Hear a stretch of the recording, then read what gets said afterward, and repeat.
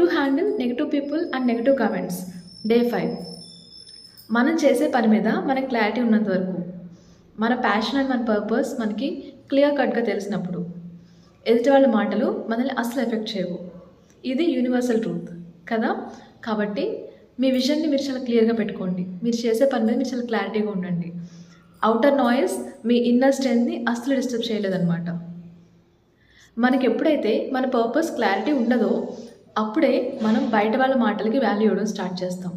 So have a clear purpose and clear vision. అలాగే respond అవ్వడం improve చేసుకోండి, react అవ్వడం తగ్గించండి. సో ఎప్పుడైతే మీరు ఒక విషయానికి రెస్పాండ్ అవుతారో, అంటే ఆలోచించి మాట్లాడతారో, అప్పుడు మీ రెస్పెక్ట్ పెరుగుతుంది. ఆలోచించకుండా రియాక్ట్ అవుతారో అప్పుడు మీరు చేసే యాక్షన్స్కి మీరే రిగ్రెట్ అవ్వాల్సి వస్తుంది.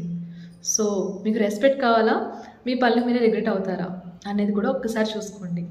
ఈ 2 పాయింట్స్ నెగిటివ్ పీపుల్ని, కమెంట్స్ని హ్యాండిల్ చేయడానికి చాలా బాగా హెల్ప్ అవుతాయి. Hope I have conveyed you better. Thank you.